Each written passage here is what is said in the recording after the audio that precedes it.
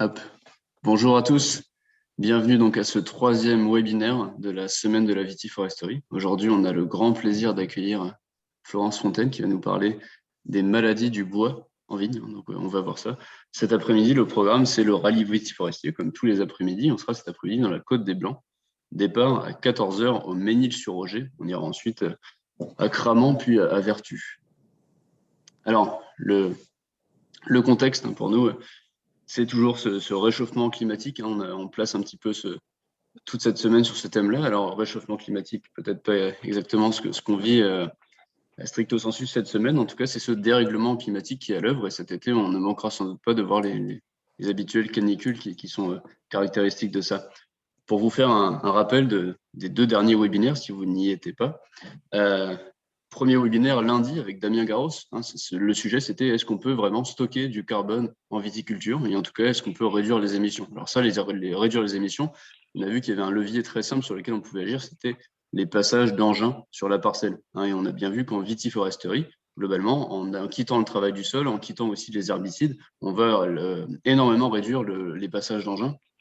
Et là, ce qu'on voit, si on traduit ça directement en émissions de CO2, on passe de quasiment 1 tonne de CO2 avec tous les passages engins, quasiment 30 par an en travail du sol, à 5 ou 6 passages et qui vont correspondre à des émissions au total quasi nulles en vitiforesterie, en sachant que quand on parle de vitiforesterie, on parle bien d'un processus de transition. Il ne s'agit pas de passer d'une année à l'autre en vitiforesterie, il s'agit d'être dans une transition.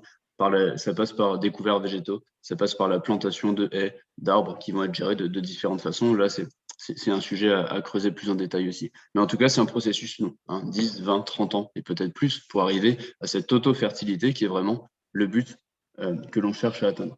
Donc, Vitisphère l'a résumé comme ça, ce webinaire. La vitiforesterie ferait économiser 16 000 allers-retours Paris-New York en avion. C'était comme ça qu'on avait un petit peu traduit cette baisse des émissions de carbone. Donc voilà, le document, la synthèse de ça, c'est des émissions qui réduisent énormément et même la capacité, non pas seulement de réduire les émissions, mais de même stocker du carbone, c'est-à-dire on inverse la tendance plutôt que d'être dans une démarche négative. Là, on va vraiment, si on veut réduire, apporter une solution à ce surplus de CO2 dans l'atmosphère. Donc voilà. Hier, par contre, c'était donc au sujet des couverts végétaux. Et là, on a vu tout ce processus de suivi, donc notamment en partenariat avec l'Université de Reims, où on a tout ce protocole de suivi des parcelles avec finalement les quelques indicateurs qu'on va suivre. Ils ont pour objectif d'évaluer la capacité de ces couverts végétaux à améliorer la porosité du sol, à densifier l'activité biologique et finalement faciliter tous ces services écosystémiques, écologiques qui vont permettre à la vigne d'être plus heureuse, plus en santé et peut-être moins sensible à ce qu'on appelle les maladies du bois. Alors là, on a les racines, le lien peut se faire directement par là, certains virus, certains insectes qui infectent par les racines. C'est un vrai sujet à étudier, mais là, je laisserai Florence prendre la main là-dessus, nous parler de ces maladies du bois. Et moi, je pose tout de suite une sous-question. Peut-on imaginer que la transition vitiforestière, ces systèmes vers lesquels on transite, nous permettraient d'infléchir les tendances qu'on observe actuellement sur les maladies du bois? Et dans quel contexte est-ce qu'elles interviennent? Est-ce que ce contexte, modifié par les couverts végétaux, par l'agroforesterie, pourrait produire des différences sur ce qu'on voit? En tout cas, je te laisse la main à partir de maintenant, Florence. Tu me laisses la main, donc du coup, tu me fais un partage. Et du coup, je quitte ça, oui, tout à fait. Hop. Et voilà. Tu peux désormais partager ton écran. Alors, je vais partager mon écran. Hop. Donc, normalement, c'est celui-ci que vous avez. Ouais, on voit très bien. Ouais, attends, il faut que je mette en plein écran. Et du coup, là, tu as le truc, il faut que je change. Attends, parce que là, vous ne voyez pas le plein écran, c'est ça? Non, non, non. Non, attends, je change. Ah, embête. Ah,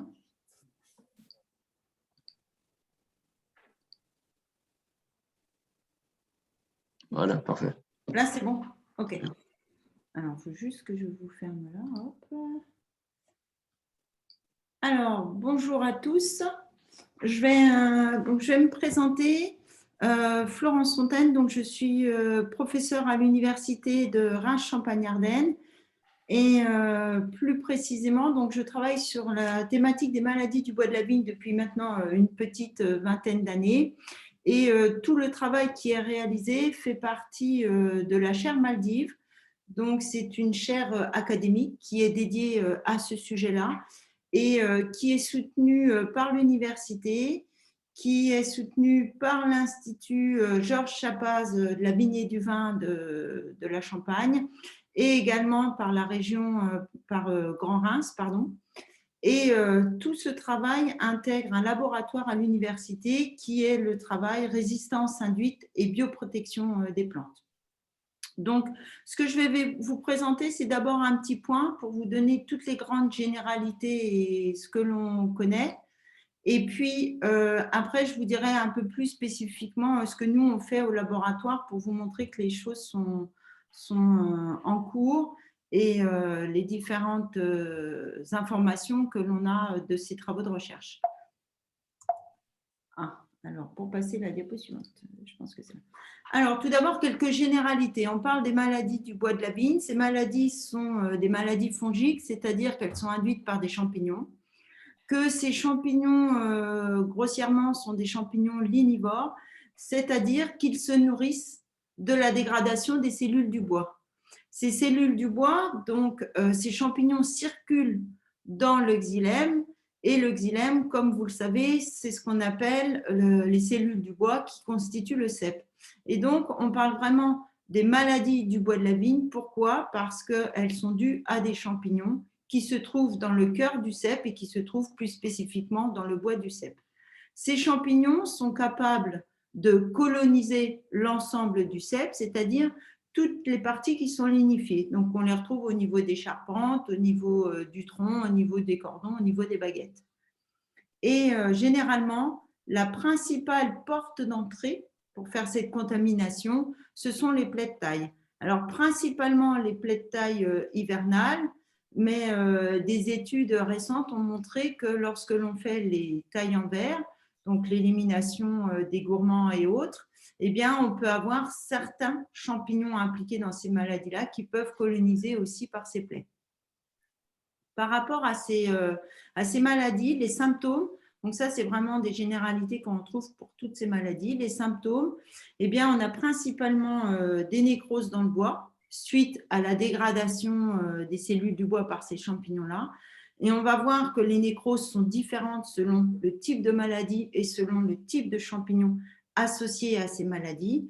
Et à l'issue de ces nécroses, sur un temps plus ou moins court, eh bien, on va observer des symptômes au niveau des feuilles et des symptômes au niveau des baies qui sont caractéristiques des différents champignons associés à ces différentes maladies.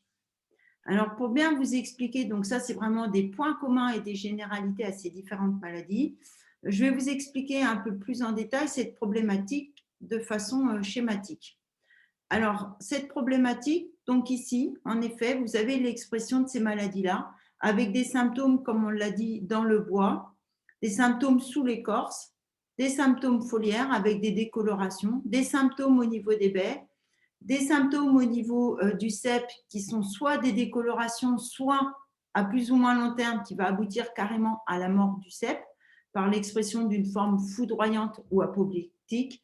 Et ce qui est sûr, c'est qu'au fil des années, où cette plante exprime ou pas la maladie, eh bien, à l'échelle de la parcelle, à l'échelle du vignoble, on va avoir des pertes économiques plus ou moins conséquentes.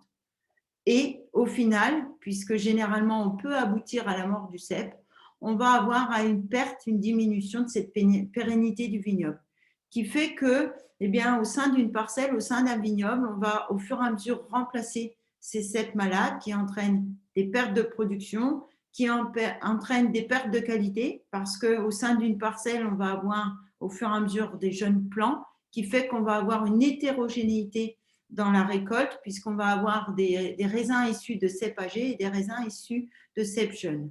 Donc, toute cette problématique au cœur de ces maladies-là, eh bien, elle est due à des agents pathogènes, c'est-à-dire tous ces champignons, ces complexes de champignons, que on va regrouper sur le terme de facteurs de contribution, C'est-à-dire que sans les champignons, on n'a pas ces maladies-là. Il faut forcément la présence de ces champignons pour induire ces maladies-là.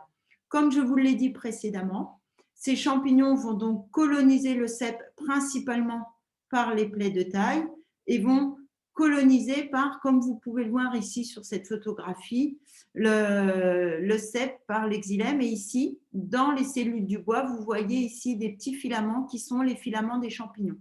Donc, les filaments colonisent, le mycélium des champignons colonise, et ces champignons sont également capables de produire des spores qui vont aussi coloniser le cep.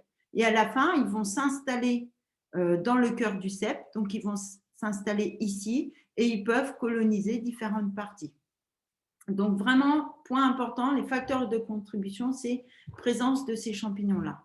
Ensuite, vous avez ce qu'on va nommer sous le grand paquet les facteurs favorisants. Alors, les facteurs favorisants, on regroupe sous cette nomination tout ce qui concerne la plante, puisque selon le cultivar, donc selon le cépage, selon le porte-greffe, selon l'âge de la plante, les pratiques culturales, tous ces facteurs sont liés aussi indirectement à la vigueur de la plante, eh bien, votre plante va plus ou moins exprimer la forme lente, donc c'est-à-dire des décolorations foliaires, la forme apoplectique, c'est-à-dire un dessèchement du cep, au cours du temps et avec une fréquence plus ou moins importante. Donc, les champignons sont présents et après, selon votre culture, selon comment vous faites les pratiques culturelles, eh bien, cette expression sera plus ou moins intense et l'intensité de la maladie au sein du vignoble, au sein des parcelles, sera plus ou moins importante. Enfin, vous avez ce que l'on nomme sous le terme de facteurs aggravants, tout ce qui concerne l'environnement, que ce soit le sol, le type de sol, que ce soit le climat, c'est-à-dire les conditions climatiques comme des pics de température, l'intensité des pluies, quand les pluies interviennent, quand ça arrive dans le cycle végétatif de la plante, eh bien, ça va accentuer l'expression de ces maladies-là. Donc, vous avez des facteurs de contribution, vous avez des facteurs favorisants, vous avez les facteurs aggravants, et ce qui n'aide pas à l'heure actuelle, c'est que concernant les moyens de lutte, ces moyens de lutte sont assez limités, dans le sens où, bien évidemment, tout ce qui est interprofession viticole, que ce soit les interprofessions viticoles comme nous en Champagne, le comité Champagne, ou dans chaque région, les comités associés, qui vous donnent des conseils et notamment qui vous font appliquer tous ces principes de prophylaxie qui vont vous permettre de réduire l'expression de ces maladies-là, notamment en appliquant la taille à des périodes bien stratégiques, en limitant les grosses plaies de taille, puisque je vous ai dit que les plaies de taille étaient des portes d'entrée. Donc, moins vous ferez de plaies de taille et plus ces plaies de taille seront de taille réduite, plus la contamination annuelle sera réduite. Et le gros souci que l'on a actuel, donc ces méthodes prophylactiques permettent de contrôler la maladie. Et en soutien de ces méthodes prophylactiques, eh bien, vous pouvez avoir l'utilisation de biocontrôle. Donc, des produits actuellement sont sur le marché pour limiter la progression de ces maladies-là. Et au niveau lutte chimique, actuellement, il y a quasiment plus de produits à disposition. Plus de produits à disposition puisque, je ne sais pas le public que j'ai aujourd'hui, mais selon l'âge que vous avez, certains parmi vous ont peut-être connu l'arsénite de sodium. Donc, l'arsénite de sodium était un produit toxique pour l'être humain, toxique pour l'environnement, a été utilisé jusqu'en 2001 en France et a été interdit en 2001, puis en 2003 en Europe, de par cette toxicité. Mais ce qui est sûr, c'est que ce produit a permis pendant de nombreuses années, suite à son application hivernale, c'est-à-dire qu'on traitait avant le débourrement, on traitait de façon à arroser l'ensemble du cep, et le cep fonctionnait comme une éponge, c'est-à-dire que l'arsénite de sodium pénétrait à l'intérieur du cep et tuait majoritairement les pathogènes responsables de ces maladies-là. Alors, ça les tuait, mais pas tous. Ça tuait une partie et ça avait aussi la capacité de limiter cette colonisation des cèpes par les champignons. Ce qui fait que pendant longtemps, on a utilisé ce produit-là parce qu'il était considéré comme efficace. Et du jour au lendemain, ce produit a été retiré.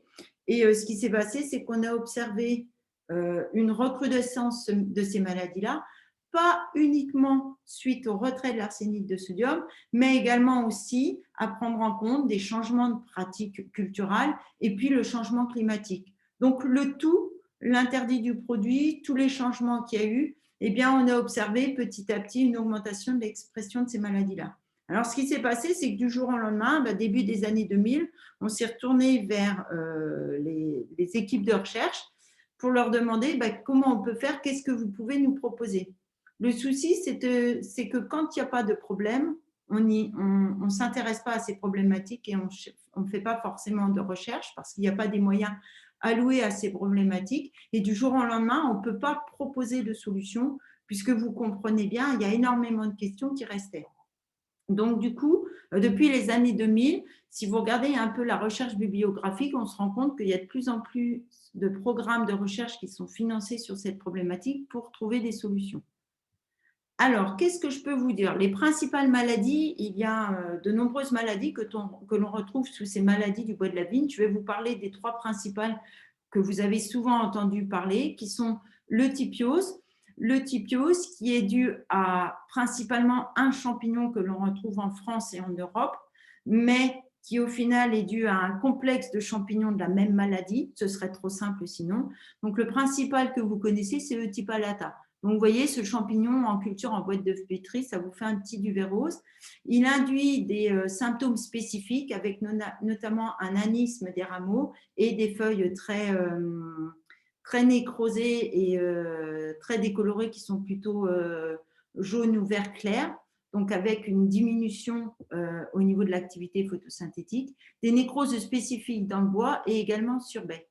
L'autre que vous pouvez retrouver, qui est l'esca, l'esca qui est déjà un peu plus complexe parce qu'elle est due à un ensemble de champignons de différentes familles avec des noms assez barbares que je ne vais pas vous citer, mais en tout cas que l'on retrouve dans tous les cèpes et dans tous les pays, avec ici des champignons spécifiques avec des couleurs bien spécifiques en boîte de pétri, que l'on cultive nous au laboratoire en boîte de pétri, avec des symptômes bien spécifiques au niveau foliaire et spécifiques si c'est sur cépage blanc ou cépage rouge, avec des nécroses, avec des nécroses aussi bien caractéristiques, puisque chaque champignon dans le bois dégrade d'une certaine façon et induit ces nécroses associées.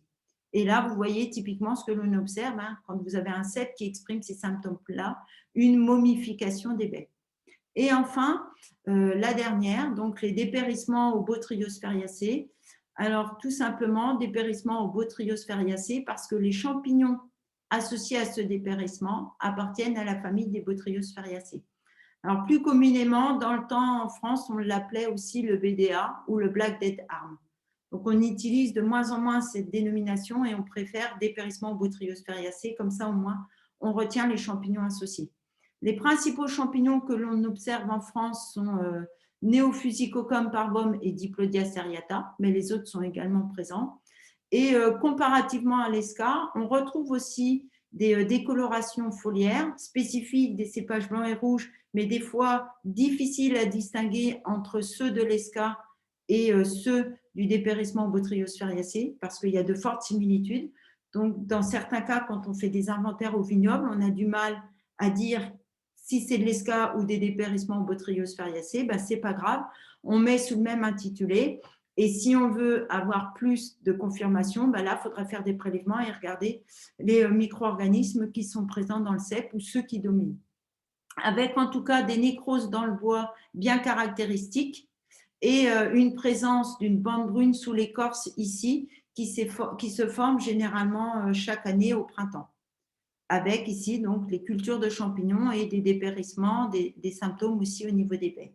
Un point commun aussi à ces 3 maladies-là, mais que l'on retrouve généralement chez les maladies du bois de la vigne, c'est qu'on a une discontinuité de l'expression des symptômes foliaires et sur baie d'une année sur l'autre. C'est-à-dire que vous avez ces champignons qui colonisent le cep au cours du temps, qui sont présents dans le bois, donc qui sont systématiquement présents au cœur du cep, mais l'expression des symptômes sur feuilles et sur baies ne sont pas forcément présents chaque année. C'est-à-dire que si vous faites un inventaire dans une parcelle cep par cep, vous savez que ce cep-là, il a exprimé par exemple en 2015, eh bien en 2016, en 2017, en 2018, il ne va peut-être pas réexprimer ni de symptômes sur baie, ni symptômes sur feuille, et d'un seul coup, en 2019 ou en 2020, il peut réexprimer.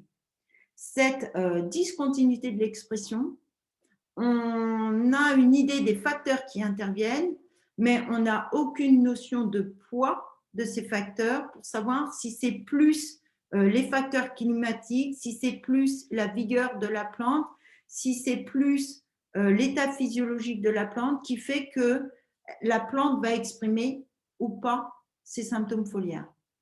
Un autre point important, c'est qu'il n'y a pas un effet tache au niveau d'une parcelle, c'est-à-dire que ce n'est pas parce qu'il y a un cep qui exprime des symptômes foliaires que les ceps autour vont forcément exprimer. C'est vraiment de l'aléatoire au sein d'une parcelle. Il n'y a pas un foyer, comme vous pouvez le voir pour d'autres maladies qui touchent la vigne. Ce que l'on peut dire également, c'est que tous les vignobles sont touchés. C'est-à-dire que si on regarde dans le monde, quand on discute avec la communauté scientifique internationale, on a des réunions scientifiques tous les 2 ans ou 3 ans sur cette thématique-là au niveau mondial, eh bien, tous les vignobles sont touchés. Un autre point important, c'est que tous les vignobles sont touchés, tous les cépages sont touchés. Donc là, si vous regardez sur ce document-là, hein, c'est un document issu des observatoires du groupe national sur les maladies du bois de la vigne en France, qui a été présenté lors de la dernière réunion à Dijon en 2018, présenté par le ministère de l'Agriculture et de l'Alimentation. Eh bien, vous pouvez voir que tous nos cépages en France, mais tous les cépages dans le monde entier sont touchés, mais ils sont touchés pas de la même façon, pas de la même intensité. Et ici, vous avez ici une médiane. Eh bien, vous pouvez voir qu'on a des cépages qui sont moins sensibles, comme le Syrah. On retrouve le Pinot Noir, on retrouve nos 3 cépages principalement présents en Champagne, hein, notamment le Pinot Noir et le Chardonnay. Donc, Pinot Noir 51 et Chardonnay 51. Et vous pouvez voir que d'autres régions, malheureusement, par rapport à nous, sont beaucoup plus touchées, comme l'Undi blanc dans la région du Cognacet, ou des cépages dans le Jura, ou des cépages en Bourgogne. Et un point aussi important, c'est qu'un même cépage, par exemple, si on prend le Chardonnay ou le Pinot Noir, selon s'il est cultivé en Champagne, dans l'Yonne ou dans une autre région, eh bien, son taux d'expression sera également différent. Donc, vous voyez ici, le Chardonnay en Champagne est moins touché, nettement moins touché que le Chardonnay dans l'Yonne.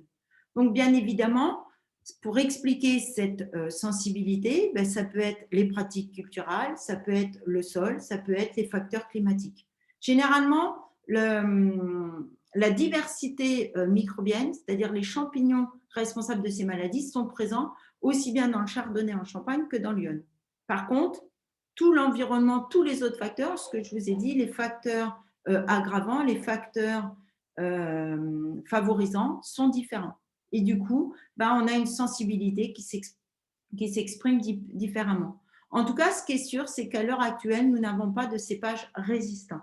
Alors, si on regarde, si on fait un petit zoom sur 2 régions où on a les données, ben, vous voyez ici, en Champagne, ici, si on suit sur l'expression de l'ESCA, donc vous avez le Meunier, le Pinot Noir et le Chardonnay, vous avez une évolution au cours du temps. Donc là, dans cet inventaire, on va de 2010 jusqu'à 2017. Donc, je vous rassure, le prochain congrès national sur les maladies du bois de la vigne aura lieu cette année, en 2021, et aura lieu à Reims.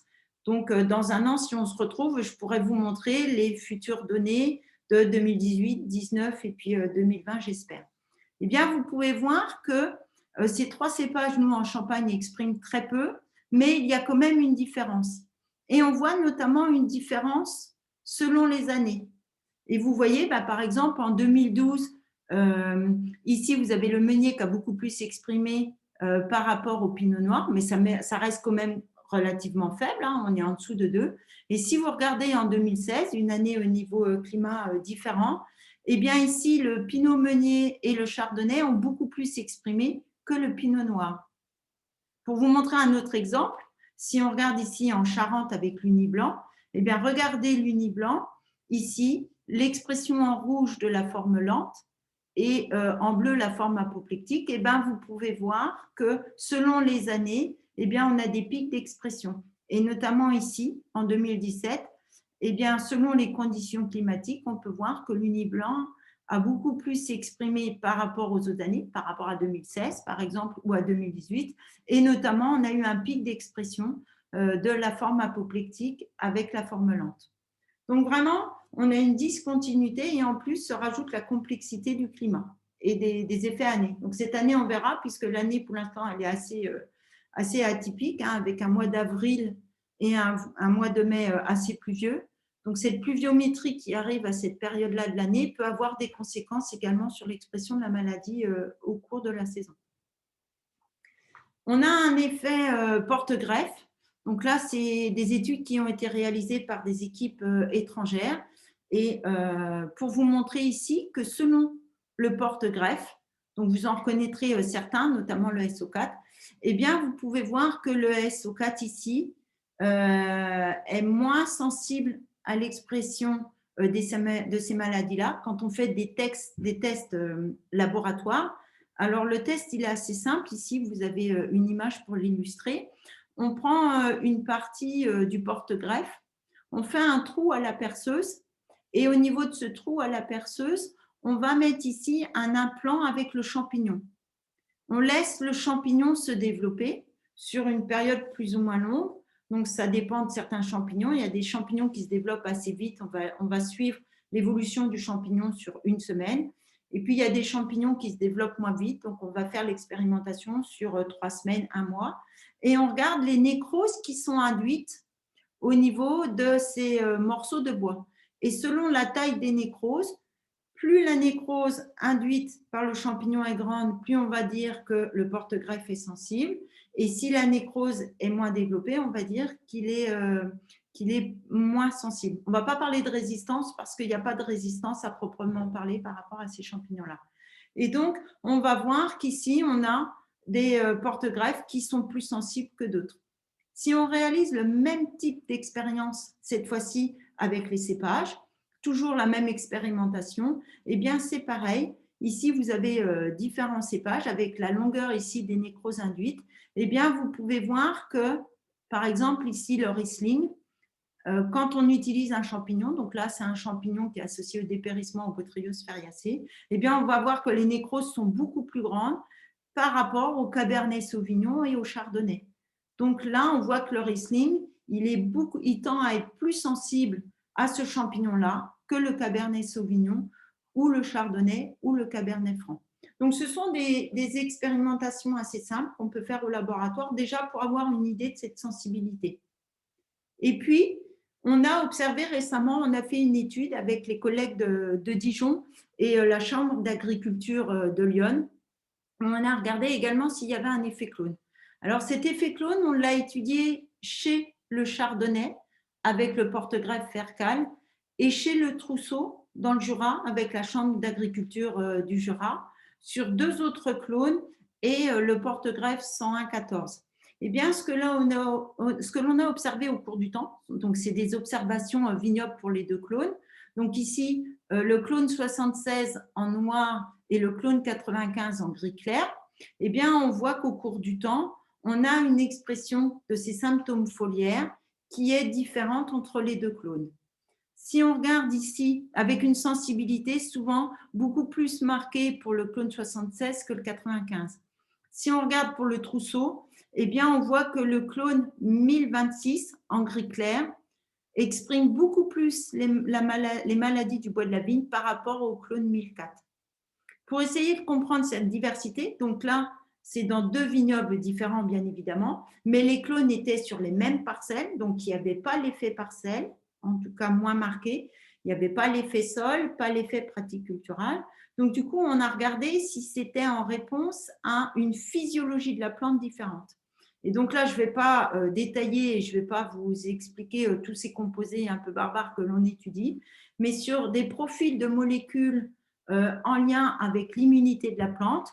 Si vous regardez rien que sur l'importance des barres, avec différents, ici en C, c'est les contrôles, donc c'est des cèpes qui n'exprimaient pas les maladies du bois de la vigne. DS, c'est ceux qui exprimaient des symptômes, mais faiblement, et DS+, qui exprimaient les symptômes, mais plus fortement. Eh bien, rien qu'en regardant l'importance de ces barres pour ces différents composés, eh bien, on peut voir que le profil physiologique et les réponses physiologiques de la plante sont différentes selon le clone 76 et le clone 95. On a observé la même chose pour les deux clones étudiés dans le cas du trousseau. Donc, l'immunité de la plante, selon le clone, n'est pas la même vis-à-vis de la réponse à l'agression de ces champignons-là. Et un point important aussi, on a fait ces études sur 2 années différentes, selon les conditions climatiques d'une année par rapport à une autre, la réponse physiologique de la plante ne sera pas la même. Donc, vous voyez qu'il y a toujours une adaptation de la réponse de la plante à cette agression à ces champignons qui est aussi dépendant, on peut rajouter le chapeau, du climat.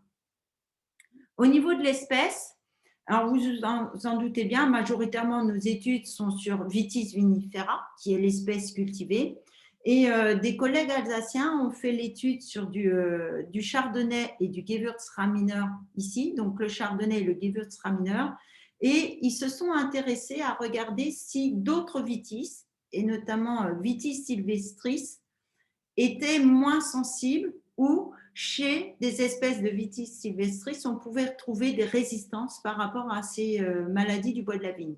Eh bien, ils ont observé qu'elle était moins sensible. Il n'y a pas de résistance, ça c'est sûr, c'est confirmé aussi. Mais par contre, il y avait vraiment une sensibilité beaucoup plus faible par rapport à Vitis vinifera. Donc, ces travaux continuent et l'université Haute-Alsace de Colmar travaille beaucoup sur la possibilité d'utiliser Vitis sylvestris sur l'avenir. Il faut que j'avance parce que je parle vite. Au niveau de l'âge, ce que l'on peut dire également, ça c'est classiquement ce que vous verrez, c'est que si vous regardez l'âge d'un vignoble, eh bien, les premières années de vie du vignoble, donc au cours des 5, 6, 7 premières années, on peut commencer à avoir de l'expression de la maladie, mais c'est relativement faible. Généralement, on voit un pic à partir de 10 ans qui augmente des 10 aux 15 premières années de vie du vignoble, avec ici, vous voyez un maximum. Et puis, passé 20 ans, ça se stabilise, on va plus vers un plateau. Donc ça, c'est classiquement ce qu'on verra. On dit une forte expression sur les 10-15 ans, et puis après, on arrive à un plateau, ça augmente très peu. Donc, bien évidemment, en lien avec cette forte augmentation de l'expression des 10 à 15 ans, eh bien, on voit une diminution du rendement de la parcelle liée avec une plus forte expression de ces maladies-là sur la période 10, 15, 20 ans de la parcelle. Au niveau de la physiologie de la plante, eh bien, je vous ai dit, c'est un facteur important et chaque plante, même si elle est dans le même environnement, va répondre différemment. Alors, si on regarde un peu ce que l'on sait et des différentes études qui sont réalisées, eh bien, souvent, au niveau de la baie, quand des ceps expriment ces maladies du bois de la vigne, on va voir un retard dans la maturation et donc une baisse de la qualité sensorielle des baies produits sur ces cèpes-là. Donc, souvent, quand on fait les vendanges, ce n'est pas compliqué. Quand on voit un cèpe, le cèpe apoplectique, souvent, on ne le vendange pas. Si on voit un cèpe avec ces décolorations foliaires qui sont plus ou moins fortes, on va voir que les baies sont différentes et souvent, en période de surproduction, on ne va pas récolter les baies de ces cèpes-là. Au niveau des feuilles, ce que l'on peut voir au niveau des feuilles, on va commencer à avoir une obstruction des vaisseaux, donc notamment sur la partie pétiole. On voit très bien ici des molécules qui sont produites par la plante en réponse à cette agression-là. Et qu'est-ce qu'elle va faire pour limiter? Elle va boucher ces vaisseaux du xylème. Donc, ça va entraîner une baisse plus ou moins précoce de l'intensité photosynthétique, c'est-à-dire ce qui va permettre de produire des sucres au niveau des feuilles et de permettre une bonne vigueur à la plante. Donc, diminution de l'activité photosynthétique, ce qu'on va voir, c'est une fermeture des stomates, une dégradation des pigments chlorophylliens, donc vos feuilles vont petit à petit perdre cette belle intensité vert foncé, une diminution de la production en sucre, donc une diminution des sucres pour alimenter le développement de la plante, donc le développement en cours, sucres qui servent à la maturation des baies, donc on rebondit sur mon retard de maturation de la baie, et puis aussi sucres qui servent à restaurer les réserves carbonés de la plante qui sont nécessaires pour l'année suivante. Donc, du coup, ça pénalise l'année en cours, mais ça va pénaliser aussi le développement de votre plante l'année d'après. Et puis, un point important, ça diminue l'immunité de la plante, ça diminue les réponses de défense de la plante. Réponses de défense qui sont nécessaires pour répondre à cette agression des maladies du bois de la vigne, mais nécessaires aussi pour répondre aux attaques de botrytis, de l'oïdium, du mildiou et autres. Au niveau de la tige herbacée, donc du rameau-là, on va voir un dysfonctionnement du cambium, donc une mauvaise lignification. La formation de tiles, donc c'est des structures qui se forment ici dans les vaisseaux, hein, ça obstrue le xylème. Si ça bouche les tissus, ben, il n'y a plus rien qui circule, les échanges au niveau des sèves sont amoindris et donc des changements physiologiques. Un point important, si vous regardez mon schéma ici, j'ai mis ce sont mes petites boîtes de pétri où j'ai mes champignons. Souvent, les champignons ne sont pas présents physiquement ni dans les feuilles ni dans les rameaux de l'année. Et dans les rameaux de l'année, ils sont très faibles. Ils sont uniquement présents, majoritairement présents dans le tronc. Donc, vous vous rendez compte que les champignons sont présents dans le tronc, sont présents ici, ni dans les rameaux ni dans les feuilles. Et vous, quand vous êtes dans votre parcelle, vous voyez des symptômes foliaires. Donc, il y a bien un dialogue qui se fait entre les champignons qui sont dans le tronc ici et les symptômes qui s'expriment dans les parties visibles. Ce dialogue, il se fait par des molécules qui sont produites par les champignons et qui circulent dans la plante. Ces molécules, elles seront plus ou moins toxiques et en tout cas, elles auront un rôle direct ou indirect dans l'expression des symptômes foliaires. Et au niveau du tronc et du bois, où sont présents les champignons, et bien, qu'est-ce que l'on observe? Eh bien, on observe la forme de tile ou de gomme, ce que vous voyez là. Eh bien, ce n'est pas compliqué, ça. C'est la plante qui répond à une infection, à une colonisation par les champignons. Et ce que fait la plante, la première réponse de la plante, elle va boucher les vaisseaux du bois, du xylème, pour limiter le champignon et se dire, ben, toi, tu veux me coloniser, je produis des produits, des molécules, je bouche mes vaisseaux, tu n'iras pas plus loin. Donc, souvent, les champignons restent là parce que la plante, ben, elle réagit, elle les bloque à un endroit. Ça peut entraîner à l'inverse une rupture des flux de sève, puisque vu que c'est bouché, ça ne circule plus. Rupture des flux de sève. Si ces flux de sève sont trop bouchés, eh bien, vous allez avoir des dessèchements des rameaux, comme en cas d'un stress hydrique. Des réponses de défense, on voit très bien si on fait des analyses poussées, que là, ça réagit, il y a des défenses qui se mettent en place. Et puis, ben, au fur et à mesure que ces champignons se développent, on perd une proportion de bois fonctionnel. Et selon l'intensité de cette perte de bois fonctionnel, eh bien, la plante va plus ou moins s'en sortir. Et bien évidemment aussi une diminution de la capacité de stockage en sucre qui sont nécessaires à la survie et à la pérennité de la plante. Alors, comment on peut lutter? Alors là, j'ai juste fait une petite dia, mais il y a énormément de webinaires qui sont à disposition, notamment le webinaire qu'il y a eu le 6 avril sur le site du Plan national du dépérissement de la vigne. Je vous ai mis le 6 avril 2021 à 18h avec l'intervention de la CICABAC, donc notamment François Dalle, hein, qui fait énormément de choses et que certains d'entre vous connaissent peut-être. Alors, énormément de choses sont faites quand vous avez un cep malade. La première chose, d'abord, à chaque fois que vous faites une taille, l'hiver, il faut respecter la plante et respecter les flux de sève. Donc, respecter les flux de sève, l'importance de la qualité de la taille, c'est d'éviter les gros volumes de bois mort. Ça, c'est important. La gestion de la vigueur en respectant ces flux de sève, éviter des grosses plaies de taille, ne pas raser, laisser toujours un petit bout du cordon, un petit bout de baguette quand vous taillez, de façon à laisser un petit support qui va cicatriser, qui va s'obstruer et qui rapidement fera une barrière plutôt que de raser et de faire une grande plaie. Le remplacement des ceps, ça c'est quelque chose qui peut être fait. Et puis après, ce qui est surtout préconisé quand vous avez un cep malade, c'est d'essayer de restaurer la souche. Alors, restaurer la souche, vous pouvez avoir ici ce qu'on voit, le recépage. Alors, le recépage, c'est fort intéressant puisqu'on laisse la partie porte-greffe et on laisse tout le système racinaire qui fait que vous avez votre plante, elle aura l'as physiologique de votre système racinaire. Donc, il y aura moins de décalage au niveau de l'âge de la plante. Vous avez le greffage ici. qui peut être fait également, que certains d'entre vous maîtrisent probablement mieux que moi. Et puis, une autre méthode qui est préconisée, c'est le curetage. Alors, le curetage, hein, il y a énormément de formations qui sont faites sur le curetage avec des petites tronçonneuses, des outils bien adaptés, hein, qui vous permettent de curer, donc de nettoyer le cep en éliminant toutes les parties mortes où sont principalement les champignons, ici. Donc après, c'est une technique qu'il faut maîtriser parce qu'on peut, à l'inverse, quand on ne sait pas faire, carrément détruire son cep et perdre le cep. Par rapport à un petit focus maintenant à ce que nous, on fait au laboratoire et qui sont des recherches au niveau national et international, on étudie l'effet génotype. Alors, l'effet génotype, vous pouvez retrouver des petites fiches descriptives sur des sites Internet.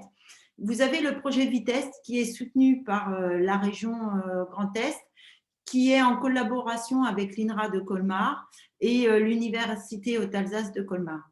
Dans ce projet-là, l'objectif est d'étudier la sensibilité des nouveaux cépages qui sont créés par l'INRA de Colmar. L'INRA de Colmar a une grande problématique de trouver des cépages résistants au mildiou et à l'oïdium, pas encore sur les maladies du bois de la vigne, mais par contre, on aimerait bien savoir comment ces nouveaux cépages résistent à ces maladies-là. Alors, en association avec l'INRA de Colmar, issu des populations du croisement Gewürz-Riesling, ils ont plus de 300 populations, donc c'est énorme. On ne va pas étudier les 300 populations parce qu'on ne peut pas, mais on travaille sur 100 populations et on garde cette sensibilité aux maladies du bois de la vigne. Comment on fait? Eh bien, on reprend notre petit système de baguettes ici, d'entre-nœuds, que je vous ai expliqué tout à l'heure. Au laboratoire, on fait des petits trous et on regarde comment, quand on met un implant de champignon, les nécroses se développent ou pas, et comment la plante va limiter le développement des champignons.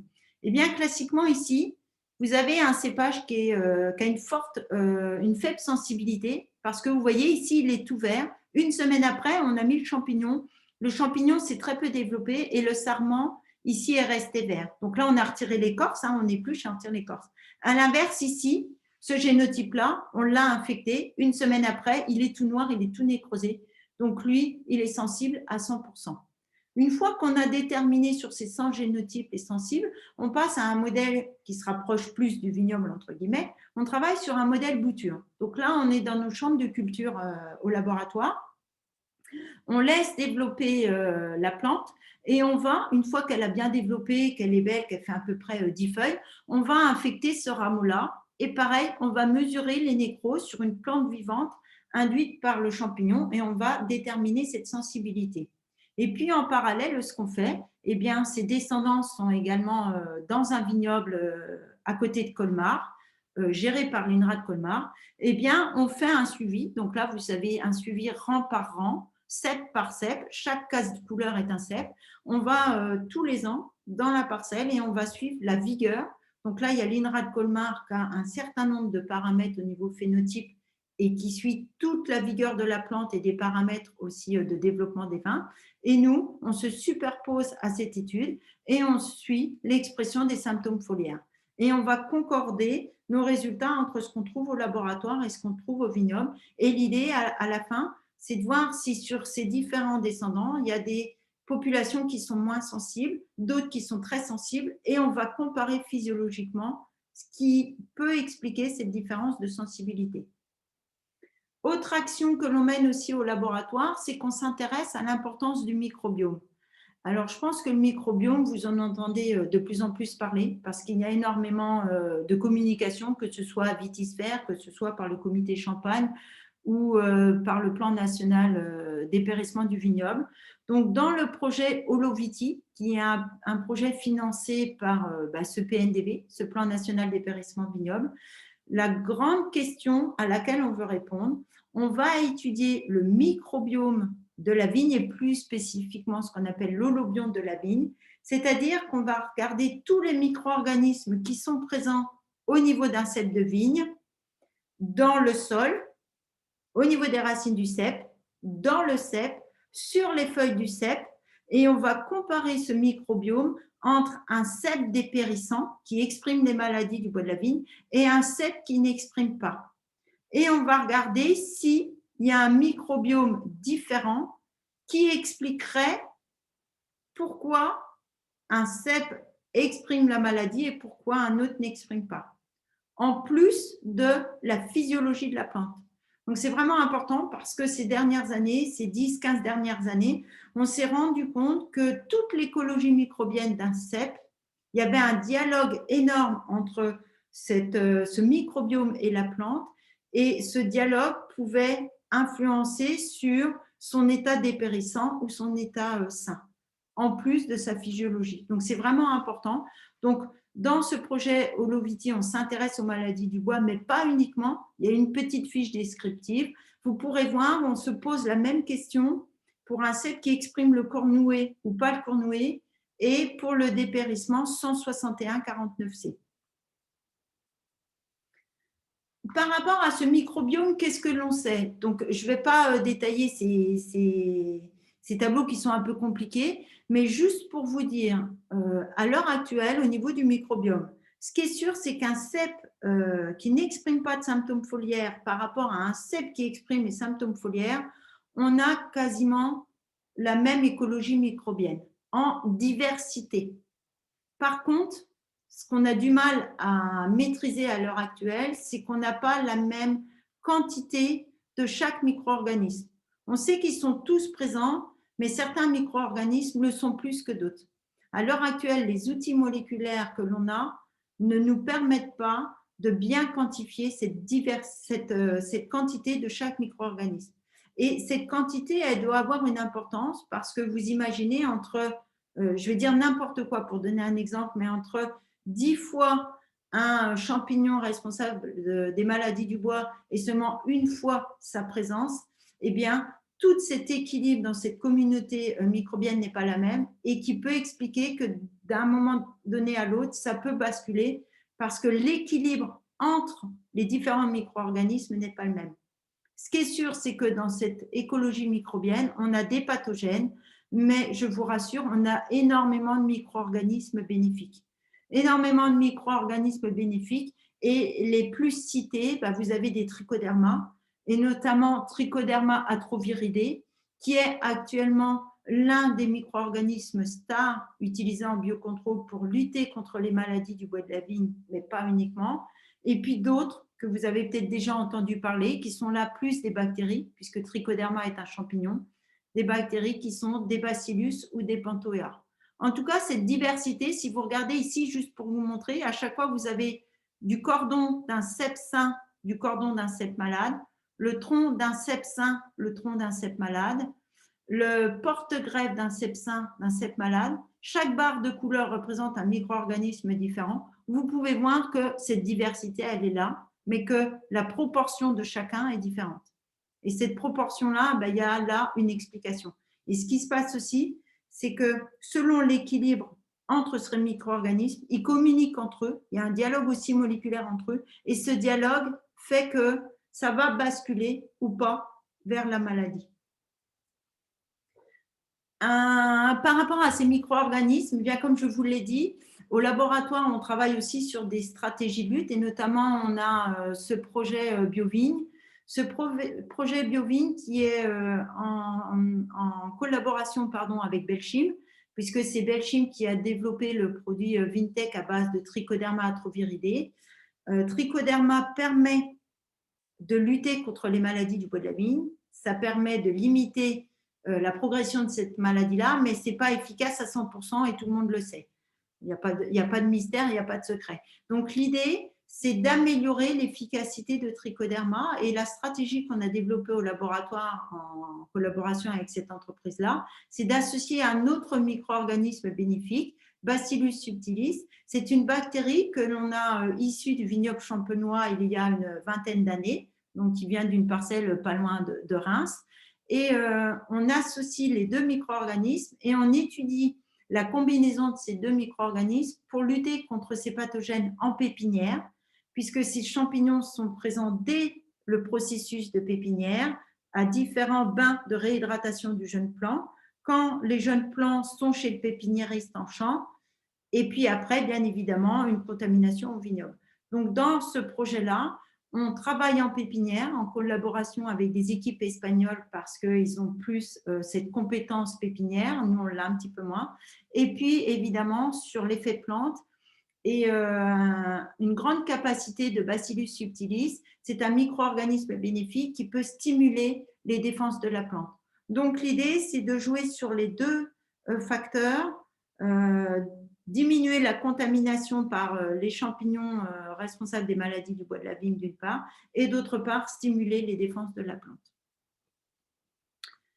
D'autres recherches que l'on fait au laboratoire, on travaille sur des mélanges de molécules naturelles. Donc, on a un projet depuis 4 ans où on travaille avec une entreprise privée qui développe un produit à base de cuivre, d'hydroxyapatite, qui est une molécule qui transporte des choses dans la plante. Et notamment, ce qu'elle peut transporter, c'est des huiles essentielles. Donc, je ne pourrais pas vous dire la composition parce que c'est secret. Par contre, c'est juste un mélange de molécules avec un cuivre qui est en quantité réduite.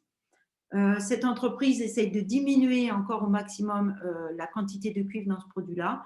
On fait des essais en champ où depuis plusieurs années, on applique ce produit sur une parcelle avec une parcelle témoin où on n'applique pas et on regarde vraiment est-ce que ça s'exprime plus ou pas, est-ce que ça permet de diminuer l'expression des symptômes foliaires. Et puis, en parallèle, on étudie l'effet de ce produit au laboratoire pour comprendre comment il fonctionne. Et notamment, ce produit-là a un effet éliciteur, c'est-à-dire qu'il stimule les défenses de la plante de la vigne. Nous étudions d'autres micro-organismes bénéfiques. Alors, nous avons travaillé pendant un certain temps avec une autre bactérie, le Colderia phytophilans, associée à une molécule chimique. Et on a eu des résultats encourageants. Malheureusement, à l'heure actuelle, on n'a pas les soutiens financiers pour poursuivre ces travaux-là. Et puis, un autre projet que l'on a eu aussi, une autre bactérie issue du vignoble, Arobasidium pullulans. Et l'avantage de cette bactérie, c'est une bactérie qui peut circuler dans la plante. C'est-à-dire que cette bactérie-là, déjà, elle a un effet antagoniste, c'est-à-dire qu'elle inhibe la croissance de certains micro-organismes. Mais en plus, quand on l'applique, donc là, c'était sur un petit vitroplan qu'on a au laboratoire, quand on la met dans le milieu de culture, elle est capable de pénétrer par les racines, de coloniser l'intérieur de la plante et de s'installer dans la plante. Donc ça, c'est une stratégie aussi intéressante parce qu'on se dit que si elle s'intègre, si elle se développe dans la plante, elle arrivera peut-être à limiter la croissance des champignons qui sont dans le cep de la plante, dans le cœur de la plante. J'arrive à la conclusion parce que je pense que je suis un peu trop bavarde. Voilà, typiquement le schéma qu'on a à l'heure actuelle. Alors, je suis désolée, c'est en anglais parce qu'il a été fait en anglais. C'est le travail qu'a fait Marion Claverie, avec qui j'ai collaboré. Elle a fait ce qu'on appelle, sous un grand terme, un modèle conceptuel où pendant 2 ans, elle a fait toute une synthèse bibliographique pour résumer toutes les voies d'entrée et les questions qui restent à aborder par rapport à cette problématique des maladies du bois de la vigne. Donc, elle a lu toute la bibliographie qui était à disposition. Elle a mis toutes les questions que l'on se pose à l'heure actuelle sans mettre de poids aux facteurs parce qu'on ne peut pas vous dire est-ce que c'est le microbiome qui a plus d'importance? Est-ce que c'est le sol? Est-ce que c'est le climat? Est-ce que c'est cette diversité fongique? Est-ce que c'est la physiologie de la plante? En tout cas, tous ces facteurs ont un poids. Et donc, le climat, il est là, avec tous les facteurs du climat, le sol, la circulation des sèves, l'hypothèse des toxines, donc les molécules produites par les champignons. On sait qu'il y a une sensibilité des cultivars, donc des cépages, une sensibilité des clones. On sait que la plante, elle peut répondre, elle peut activer ses défenses.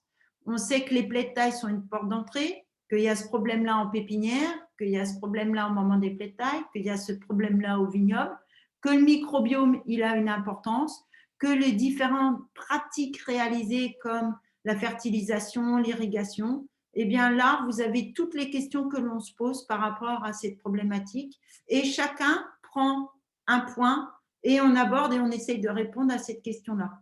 Personne n'a plus de poids que de l'autre, tout intervient à un moment donné.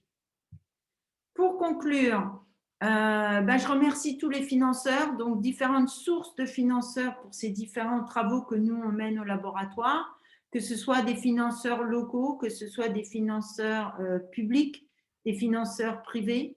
On a énormément de partenaires également.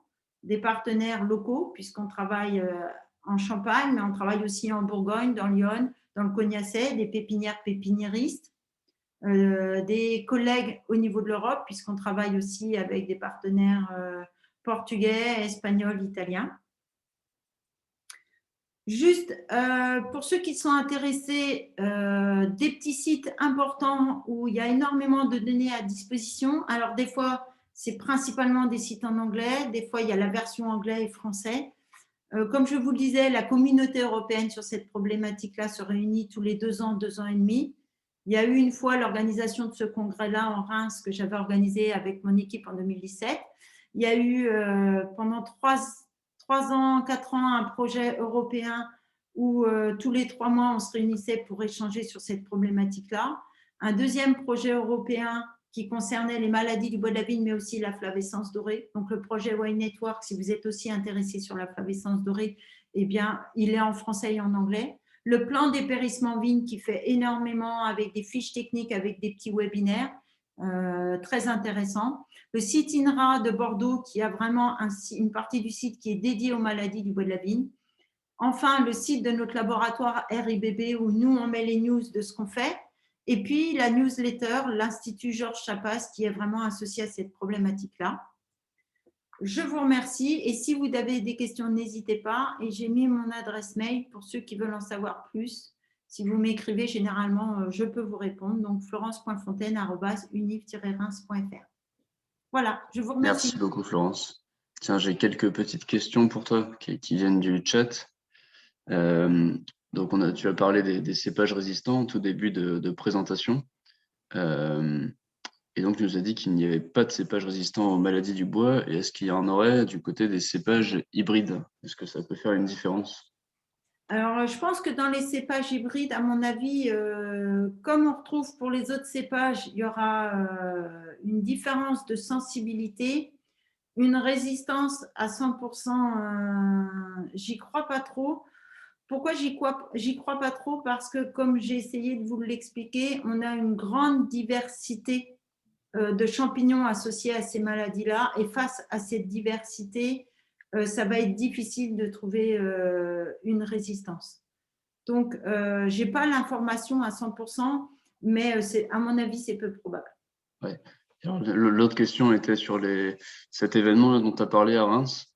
C'est en fin d'année, c'est ça, sur les maladies du bois. Est-ce que tu as plus d'infos, des supports peut-être sur lesquels on pourrait se référer? Alors, tous les 2 ans, 2 ans et demi, il y a les journées nationales des maladies du bois de la vigne.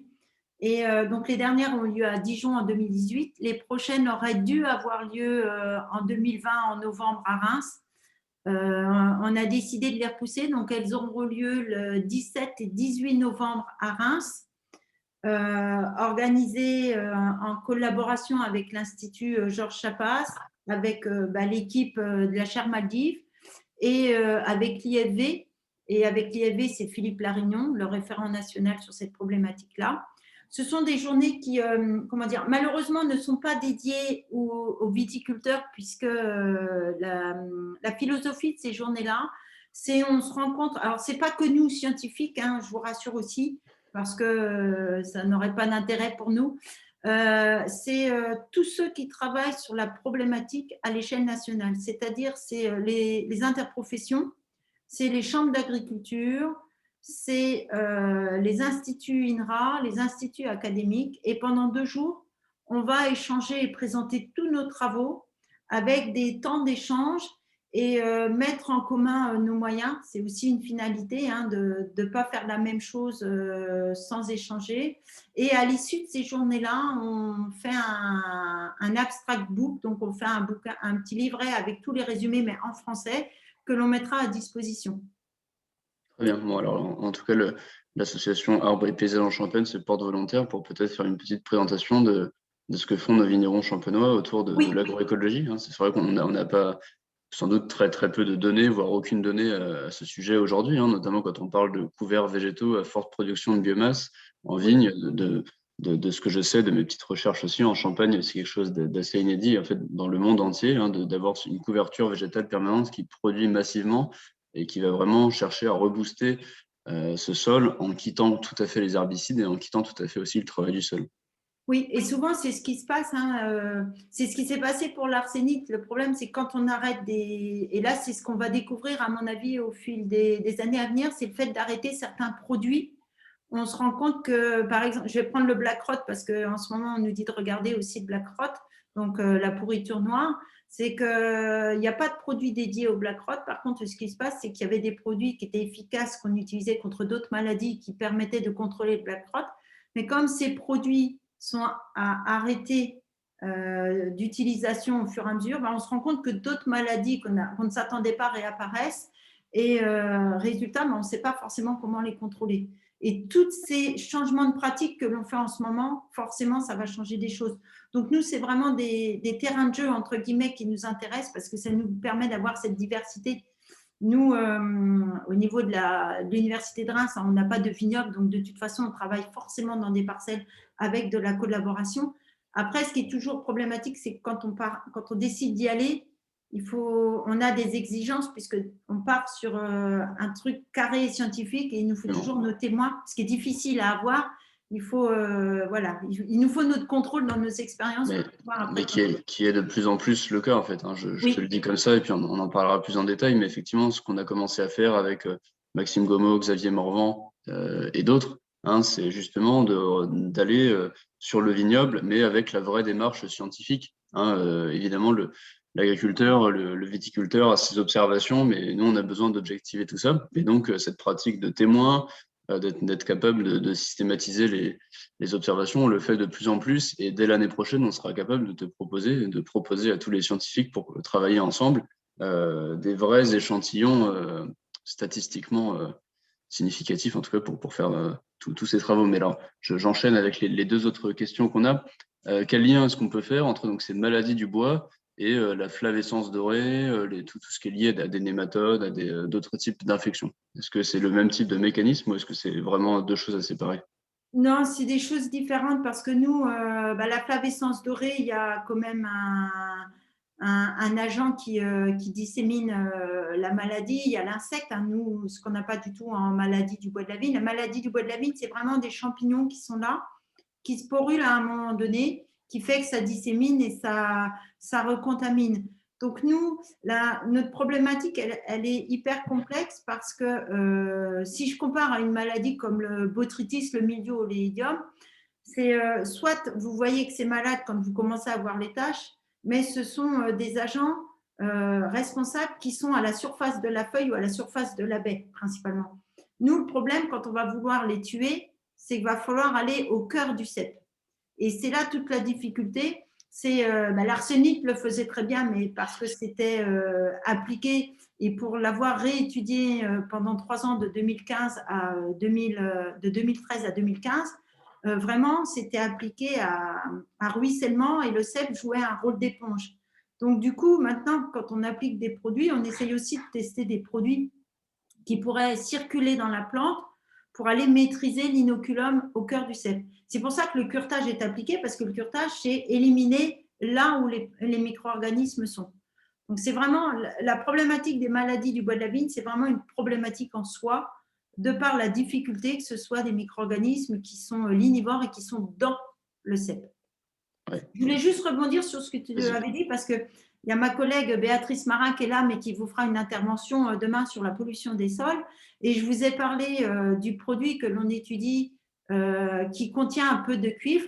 Et bien, typiquement, dans cette expérimentation-là, on est associé avec l'équipe de Béatrice Marin. On a prélevé des échantillons entre les parcelles non traitées avec ce produit-là, les rangs non traités et les rangs traités. On a prélevé du sol et il y a une étude qui est faite par l'équipe de Béatrice Marin pour étudier la quantité de cuivre dans le sol en lien par ce produit-là. On sait que le cuivre, c'est aussi une problématique.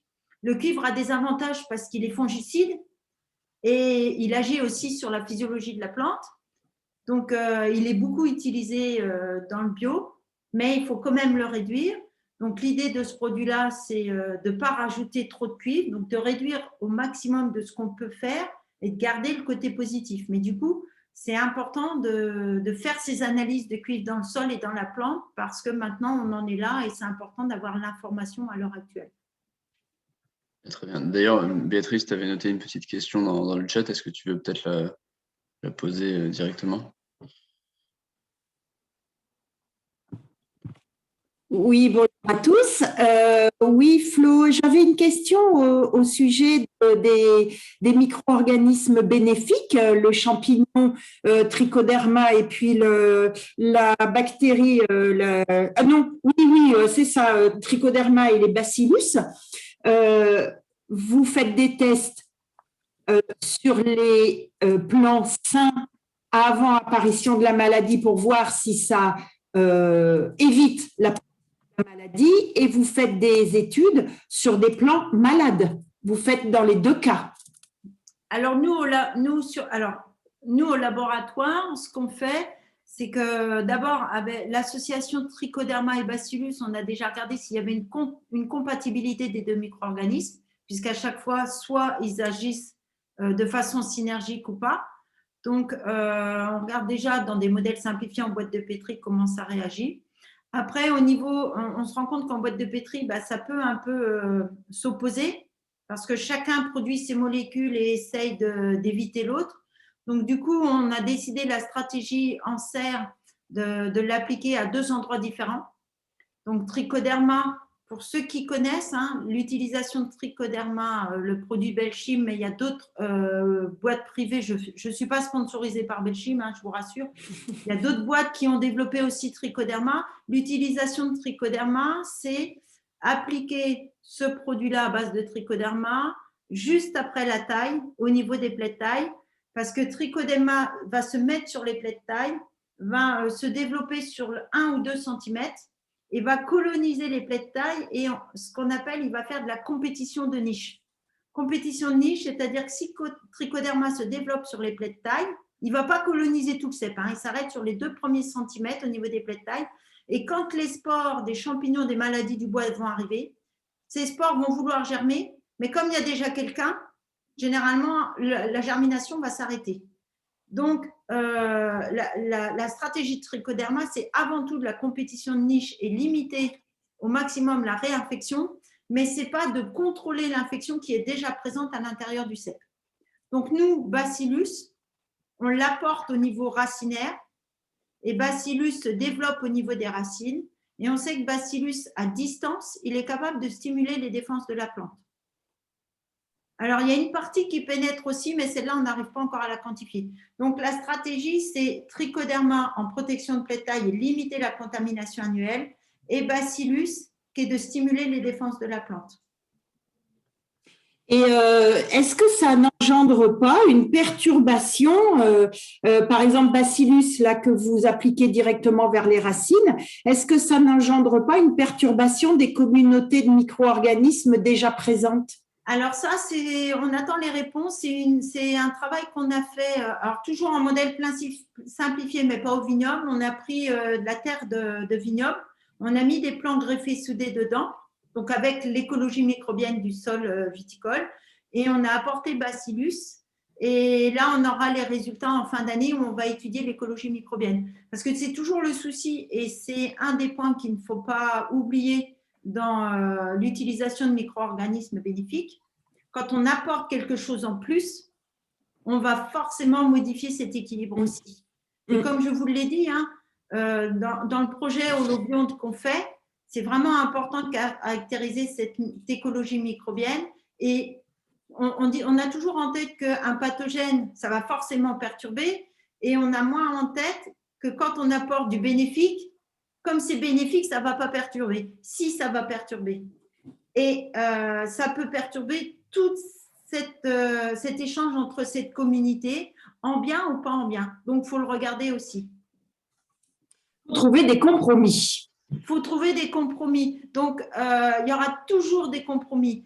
La stratégie de combinaison de solutions, c'est de trouver des compromis parce qu'on se rend compte que, surtout dans le contexte maladie du bois de la vigne, c'est compliqué, on a plein de pathogènes.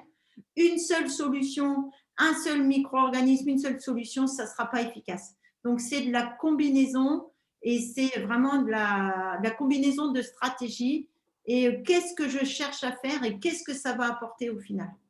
Et toujours, on se pose des questions. Tiens, alors, Florence, Je te remercie. Très intéressant.